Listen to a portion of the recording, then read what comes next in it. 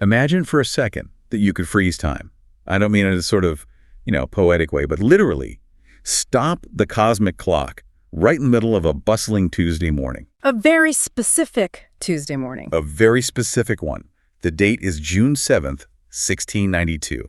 It is just a little bit before noon, and you are standing on the humid, crowded docks of Port Royal, Jamaica. And we have to set the scene here. At that time, this was not just another colonial outpost. This place was known far and wide as the wickedest city on earth. Exactly. It's hot. The air is thick with the smell of roasting meat, spilled rum, the salty rot of the harbor. The whole city is just buzzing. Completely alive. You've got pirates spending their loot, merchants cutting deals, and probably half a dozen languages. Right. You've got enslaved people working the docks. The taverns are already serving the first round of punch for the day.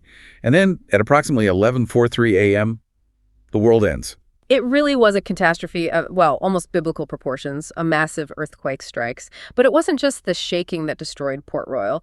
It was the ground itself. The city's geology was its own undoing. Right. And this is that terrifying concept we saw in the research called liquefaction. I think, most people have probably heard the word, but can we unpack what actually happens physically? Because it sounds like something out of a horror movie. It is essentially a horror movie scenario. So Port Royal was built on a sand spit, basically a long finger of loose, water-saturated sediment. Okay. Under normal conditions, the sand grains are touching each other, and that friction between them creates stability, it supports weight. But when the earthquake hit, the intense vibration, the shaking, it dramatically increased the water pressure in the spaces between those grains. So the water's literally pushing the sand grains apart. Exactly. It's forcing them apart. So the grains lose contact with each other, the friction completely vanishes, and in an instant, that solid ground behaves exactly like a liquid. It turns to quicksand. Literal quicksand, yes. It didn't just crumble or crack, it flowed. Which explains the really unique nature of the destruction that the source material describes. We usually think of earthquakes as knocking things down. You get rubble, dust, total collapse. Right, everything shatters. But in Port Royal, entire sections of the city, we're talking buildings, streets, walls, and people, they didn't just topple, they slid. They were swallowed whole. Because they slid almost intact into the harbor as the ground liquefied, many of the structures remained surprisingly well preserved as they went down. They were sealed instantly under the water and the shifting silt, creating what archaeologists call a closed context. Oh, the ultimate closed context. It's an underwater time capsule. People often call it the Pompeii of the New World. But I would argue, and many in the field would, that it's even better preserved in some ways. How so? Well, Pompeii was buried in hot ash and pumice, which, burned a lot of the organic material. Port Royal was sealed in an anaerobic underwater environment. No oxygen. So things don't rot. Exactly. It froze the city in the middle of a heartbeat. I mean, we have reports of cast iron skillets still sitting on the hearth with the firewood charred underneath them. Stacks of pewter plates just waiting to be served. It's haunting. But it's also just an unbelievable opportunity for history. And that brings us to the subject of today's deep dive. We have a massive stack of source material here, and we're specifically looking at the excavation reports for the recovery period between May 1st, 1966 and September 30th, 1967. That's the work led by Robert Marks. And we're going to be comparing that with some later, more modern analysis by the Institute of Nautical Archaeology and Texas A&M. But the key here is that we aren't looking at the gold. We're not looking at the silver pieces of 8 or the jeweled crucifixes that you might expect. No, not the treasure. No. We are looking at something much more common, and I think arguably much more telling. The humble clay smoking pipe. It sounds so mundane, doesn't it? A disposable, fragile little stick of white clay. But the sources, they describe these pipes as the Time Lords of historical archaeology. That's a pretty heavy title for something you basically just throw in the trash. It is, but they've absolutely earned it. In the world of historical archaeology, clay pipes are, they're pretty much the perfect artifact. They were cheap, they were incredibly fragile, and they were completely disposable. So you'd buy one, you'd smoke it. And then the stem breaks or it gets clogged, and you just toss it, you throw it away. But because they were produced in such massive quantities, and crucially, the designs changed so rapidly to keep up with fashion and economics, they allow us to date a site with incredible precision. So for today's deep dive, we are going to dig through the literally tens of thousands of pipe fragments recovered from the sunken city. And our mission is to see how this simple disposable tool basically the plastic straw or cigarette butt of the 17th century, can reconstruct the entire social hierarchy of a colonial city. From the wealthy merchants making these fine white imported pipes from Bristol, all the way down to the enslaved people who were creating their own unique red clay pipes in a kind of hidden, informal economy. It's a detective story written in clay. So let's dive in. Let's do it. Okay, so to understand the pipes, we really have to start with how we got them. And this story, it really has two very different chapters when it comes to the archaeology. The source material presents a real conflict here, a contrast between two eras of excavation. That's a very good way of putting it. You have the, let's call it the Wild West era, and then you have the scientific era. That feels like a fair characterization, yeah. Oh. And it's a tension that runs through the whole data set. The first major recovery effort we're focusing on is the work done by this guy, Robert Marks. He was hired by the Jamaican government in the mid-1960s. And the context here is absolutely key. There was an area near the old naval hospital that was threatened by harbor development. They were planning to build a new deep-water pier. Right. Yes, exactly. The plan was to dredge the harbor to accommodate modern ships and then pour tons of concrete. Essentially, they were just going to pave over a huge section of the sunken city. So Marks was hired for a rescue mission. A race against time. Urgently so. They needed to get in there, map whatever they could, and, save the artifacts before the dredgers came in and destroyed everything forever. And the scale of what he found is just staggering. He excavated about 2 acres of the sunken city. It's a huge area. And the reports, they mention remains of fish and meat markets, these things called turtle crawls, which I'm assuming are pens for keeping sea turtles. Correct. Green sea turtles were a major, major food source at the time, a staple. Right. And then 2 taverns, 3 ships that went down in the harbor, and just a massive, almost overwhelming volume of artifacts, thousands upon thousands of these clay pipe fragments. But, and this is a very big but that we need to unpack, the methodology was controversial, to say the least. Yes. The sources are very clear that Marks used prop wash to clear the site. Ah, yes. The prop wash controversy. It's famous, or maybe infamous, in the field. For those of us who don't have a degree in marine salvage, can you explain what prop wash actually is? Because it sounds incredibly aggressive. It is aggressive. It's a brute force technique. You anchor a boat over the site, and then you use metal deflectors to aim the powerful current from the boat's propeller straight down at the seabed. So it's like a giant underwater leaf blower. That's a great analogy. It blasts away all the sand, the silt, the overburden to reveal the heavier structures and artifacts underneath. So it's like using a fire hose to excavate a crime scene. I mean, you'll find the gun, but you might wash away all the footprints and the DNA. That is a very, very apt analogy. From a modern archaeological standpoint, it's an absolute nightmare. Why specifically? Because it destroys the stratigraphy, Yeah. the layers. In archaeology, where something is found, its depth, what it's next to, which soil layer it's in, that context is often more important than the object itself. Prop wash just churns all of that up into a big soup. So you get the stuff, but you lose the story. Precisely. You get the artifacts, but you lose the crucial context of how they were lying in relation to each other. Was this pipe on the floor? Or in a box on a shelf that collapsed? You can't know. So we have to look at the Marks collection with a bit of skepticism, or at least with an asterisk next to it. We have to treat it as a volume data set, not a contextual one. He recovered the single most extensive collection of pipes we have. It's an incredibly valuable, massive sample size. But because of the prop wash, we often don't know exactly which room or which specific sedimentation layer a pipe came from. There's a smash and grab. It was a smash and grab to beat that construction crews, yes. And it creates this detective story feel for us looking back. We have all the evidence, but the fine-grained analysis of what it all meant had to come much, much later. Which brings us to Chapter 2, the Institute of Nautical Archaeology, or INA, and Texas A&M University, starting much later in 1981. Right. And this effort was led by Dr. Donnie Hamilton.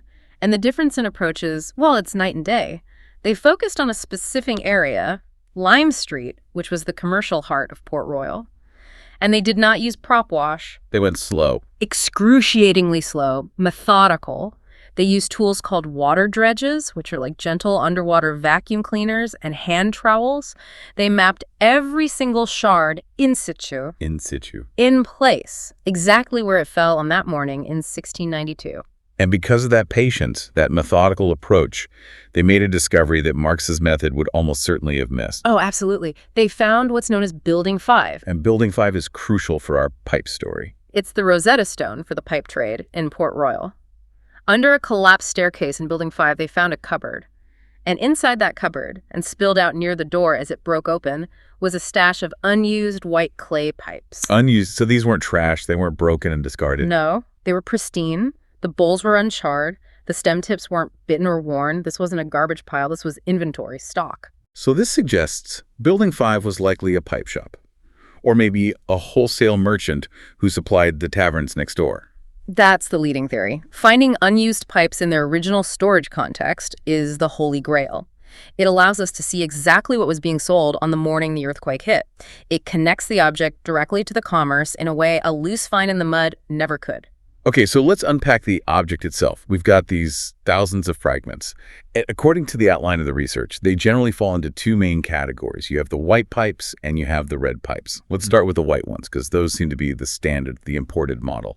The white pipes are absolutely the backbone of the transatlantic trade. These are made of a very fine white ball clay called kaolin. Kaolin. Yes. And here is the crucial geographic and economic data point that underpins this whole story. There is no kaolin clay in Jamaica. So every single white pipe found in the sunken city, and we're talking thousands and thousands of them, had to be imported. Every single one. This is globalism in the 17th century right here.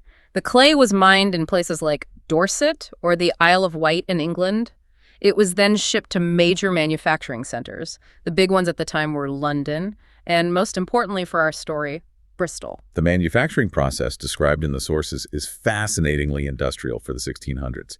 I mean, it wasn't just some guy molding clay with his thumbs in a shed. No, it was an early form of assembly line. You'd take a lump of this prepared clay, and a worker would hand roll it into what they called a blank, which looks like a long white tadpole, a bulbous end with a long, thin tail. Right. And then comes the most difficult part of the process, the part that blows my mind, creating the airway. This is where the real skill came in. They had to thread a wire through the entire length of the stem while the clay was still wet and pliable. Blindly. Completely blindly. Imagine taking a 10 or 12-inch rod of wet, floppy clay and trying to push a thin wire through the absolute center of it without it poking out the side.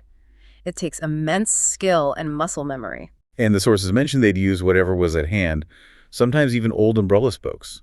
Later on, yes, as the industry evolved in the 18th and 19th centuries, but in the 17th century it was specialized oiled wire. Once that wire was threaded, the blank would go into a two-part mold, usually made of brass or iron, to form the bowl. Yeah. A stopper comes down to create the bowl cavity, the excess clay is trimmed off, the wire is removed, and then it's fired in a kiln. A very standardized process. And this industrial process, this standardization, is what brings us to the magic trick of dating these things, the Bohr method. The sources mention Harrington and Binford. How on earth does looking at a tiny hole in a pipe stem tell you what year it is? It is one of the most elegant and surprisingly simple mathematical proofs in historical archaeology. It all comes down to a combination of economics and physics. Okay, walk us through it. So in the early 1600s, tobacco was new to England. It was an exotic luxury, and it was incredibly expensive. Right, like saffron or something. You didn't want to waste it. Yeah, exactly. So the pipe bowls were tiny. I mean, really small, like cymbals. And the stems were pretty short. But as the tobacco plantations in Virginia and the Caribbean ramped up production throughout the century, the price of tobacco just plummeted. So people could afford to smoke more at a time. Right. So the bowls got bigger and bigger to hold more tobacco. And as the bowls got bigger and heavier, the stems had to get longer to act as a counterbalance.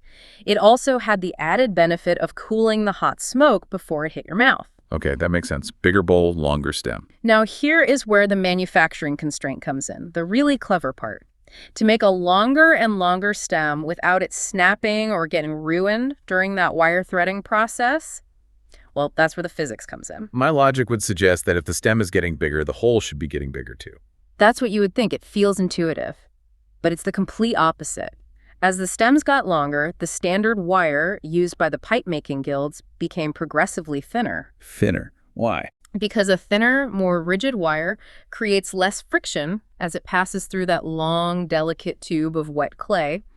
If you try to shove a thick wire through a 12-inch stem, it's going to drag the clay, it's going to deform it, it's going to ruin the pipe. So long stem equals smaller hole. Precisely. Over a period of about 150 years, the diameter of the hole in the stem, the bore, got progressively smaller at a very predictable, almost perfectly linear rate.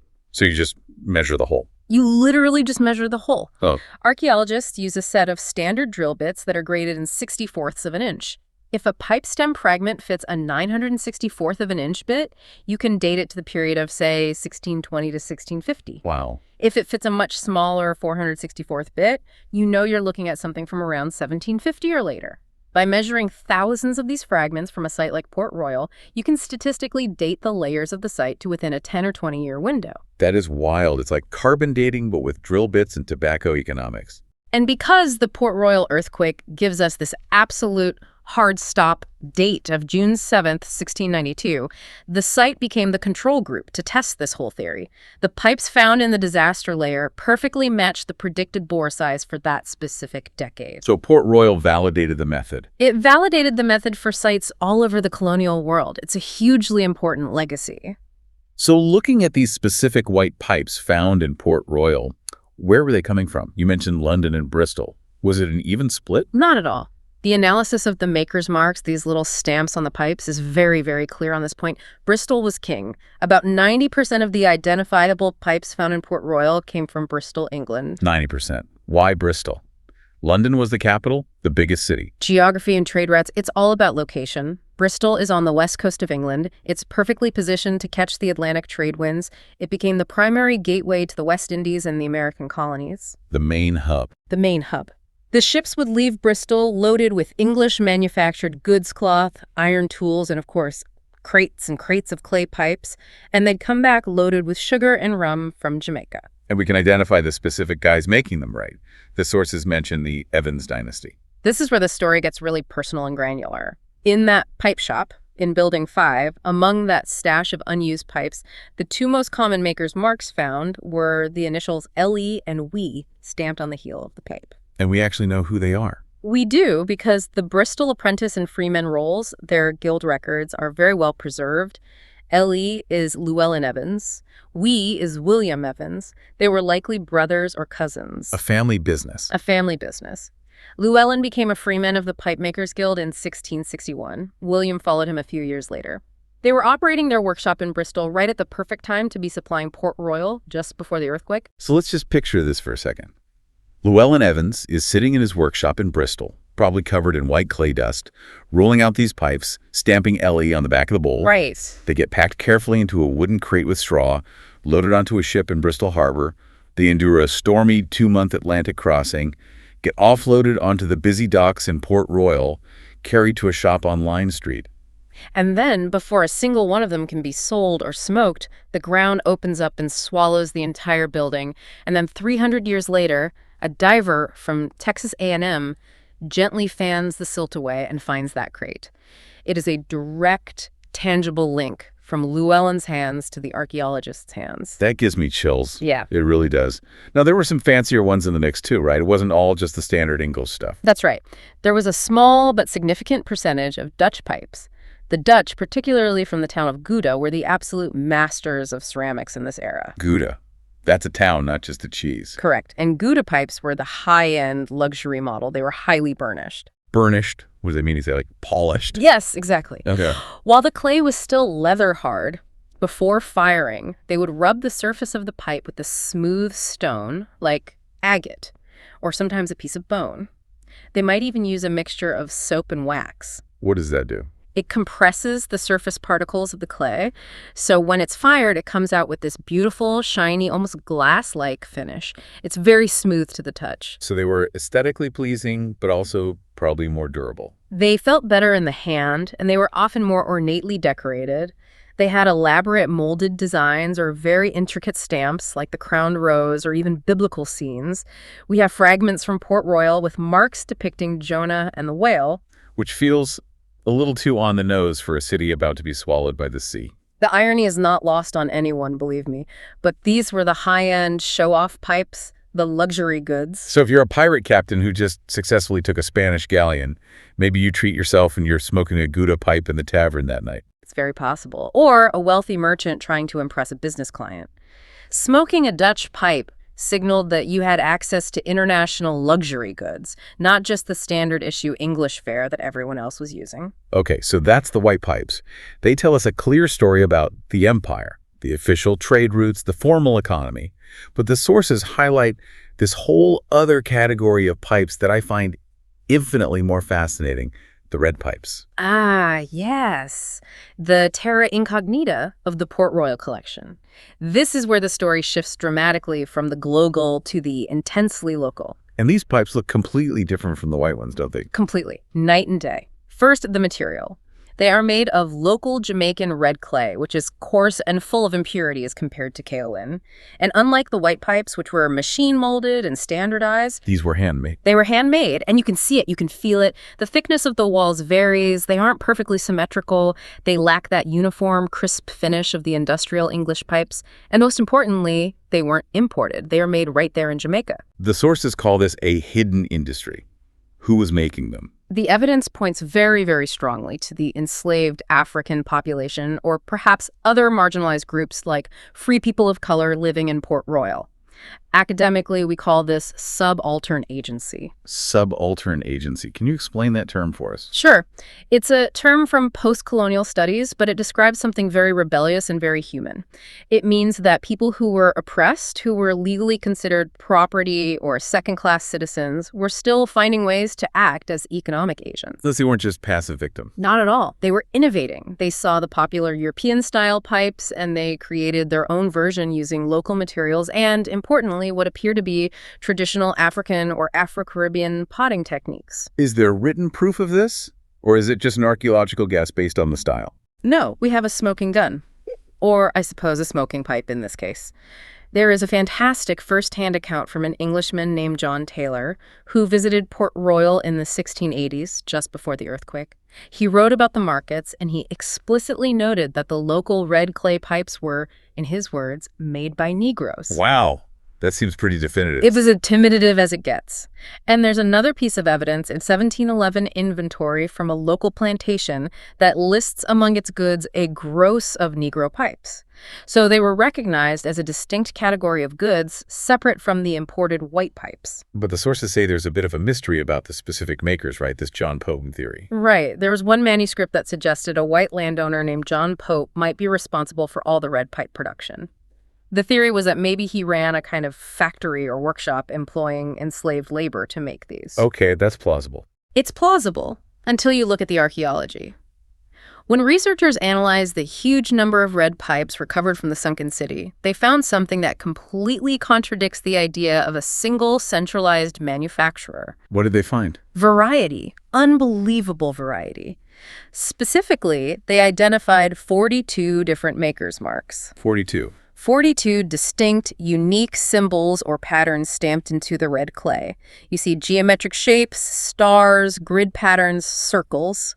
Now, if one guy named John Pope was running a factory, you'd expect one brand, maybe two. You want brand consistency. Make out of logo. Exactly. 42 different marks strongly suggests a decentralized cottage industry. So this wasn't a factory at all? No. This was many, many individuals, probably making pipes in their spare time, in their own living quarters, perhaps firing them in open bonfires rather than professional kilns, which would explain some of the inconsistencies in the final product. So this represents a whole informal economy. This is people finding a way to make a bit of money or trade goods completely outside of the official British merchant system. That's exactly what it is. The English pipes, even if they were cheap, they still cost money. They had to be imported. If you were an enslaved person with no access to currency, or a poor sailor, or just a local who wanted a cheap smoke, why pay the markup for the imported English good? You buy the local red pipe. But there was a social stigma attached to them too, wasn't there? That John Taylor quote, it gets a little more specific and a little graphic regarding who he saw using them. It does, and it reflects the very clear prejudices of the time. Taylor, in his account, described the town prostitutes of Port Royal walking the streets barefoot, wearing simple straw hats with, and this is a direct quote, a red tobacco pipe in their mouths. So in his mind, the white pipe was for the gentleman merchant in the tavern, and the red pipe was associated with the lowest rungs of society, with street life. That was certainly the perception that Taylor, the English visitor, recorded. But what's fascinating is that the archaeology gives us a reality check. We find these red pipes widely distributed throughout the site. We find them in the taverns mixed right in with the broken white pipes. So the lines were blurry. The lines were very blurry. It suggests that while there was a social hierarchy of goods, in practice, A British sailor in a tavern might not care what color his pipe is, as long as it holds tobacco in its smokes. It's amazing to think that these crude, handmade objects, which were probably looked down upon at the time, are now considered the most culturally significant artifacts in the entire collection. Without a doubt, because they tell the story of the people who were so often written out of the history books. The white pipes tell us about the colonizers, the Evans family, the trade guilds, the economic power of Bristol. The red pipes tell us about the colonized and how they survived, adapted, and created their own economy and material culture in the face of incredible oppression. Let's pivot from the object to the act itself. Smoking. The sources mention something really interesting, that people in the 17th century didn't just smoke tobacco. They used different words for it. Yes, that's a fascinating linguistic detail. You very often see the phrase drinking tobacco or sometimes sipping smoke. Drinking tobacco? It sounds like you're ordering a smoothie. It does, but it reflects how new and strange the sensation was. Europeans were used to drinking liquids, water, wine, ale. Inhaling something, drawing smoke into your body, was a completely novel experience. So they applied the language of drinking, the most familiar form of consumption, to this new vice. And the design of the pipe actually influenced this sipping, right? It wasn't just a metaphor. No, it had a practical side. The sources mention that some smokers had a definite preference for a specific hole size, that bore we talked about earlier, to allow for a smooth sip. A smaller hole creates more resistance. It's like drinking a thick milkshake through a very thin straw. It slows you down. It slows you down, it cools the smoke, and it allows for a more controlled intake. A wide-open bore would give you a hot, fast, harsh blast of smoke. So it was a very tactile preference that connected to that idea of sipping. And smoking wasn't just about utility. There were some really unique, fancy finds in the mix. You have to tell me about the fish pipe. Oh, this is a favorite of everyone who studies the site. It was found in the excavations of the New Street Tavern. It's a white clay pipe bowl that is expertly molded in the shape of a fish. Okay, I can picture that. But the orientation is incredibly clever. The fish's mouth is pointing away from the smoker and it's open, and that's where the smoke from the bowl exits. So as you're smoking, it looks like the fish is breathing smoke away from you. That is hilarious. It's a total novelty item, a gag gift from the 1680s. It's a piece of whimsy. The source we read calls it a definite conversation starter. You can just imagine sitting in a dark, rowdy tavern in Port Royal, you pull out your fish pipe, and you get a laugh from everyone at the table. It really humanizes them, doesn't it? These weren't just abstract historical figures, they were people who liked a bad joke. It really does. And then you also have the pipes that were about projecting identity with symbols of loyalty. The Tudor rose, the Prince of Wales feathers. Yes, even in a supposed pirate haven, people were signaling their identity and their allegiances. The Tudor rose stamps were very common on English pipes. It's a stamp of English patriotism, a little piece of home. Or you see Masonic emblems, the compass and square. Even on an item that you know you're going to throw away in an hour, you are projecting who you are and who you align with. We've talked about the what, the pipe, so let's talk about the where. Most of these fragments, especially the broken ones, were found in taverns, right? The sources identified Building 1 as a tavern. Yes, that's right.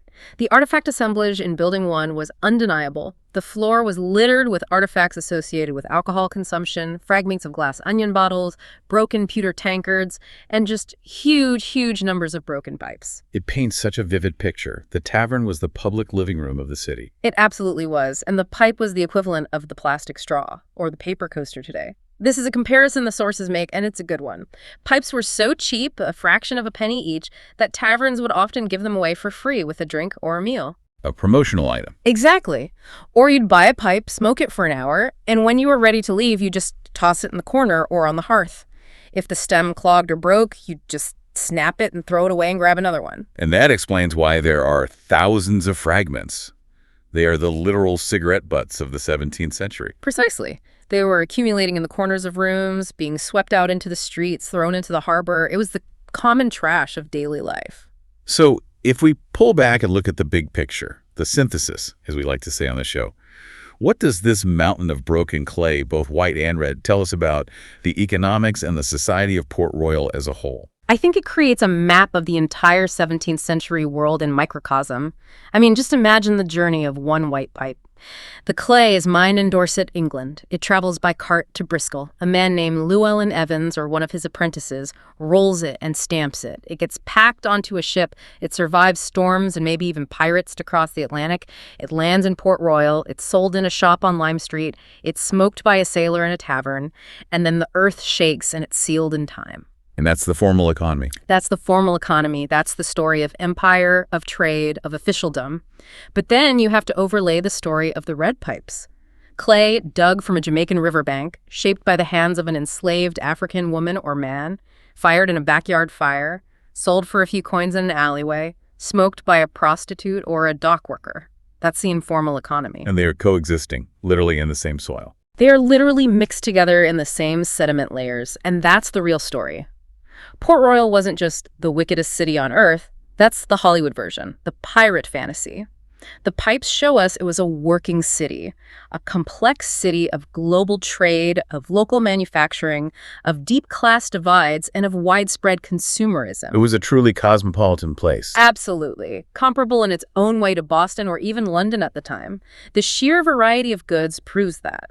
The fact that in one tavern you could buy a high-end, polished Dutch pipe or a cheap, locally made red one, that implies a sophisticated market with different tiers of consumers making choices. It really challenges the simple pirate stereotype. It wasn't just Jack Sparrow running around. It was cobblers and coopers and pewters like Simon Benning, who they identified, and pipe makers and merchants. Exactly. The pirates may have brought a lot of the silver and gold into the city, but it was the tradesmen and the shopkeepers who were the lifeblood, the ones circulating that wealth and keeping the city running.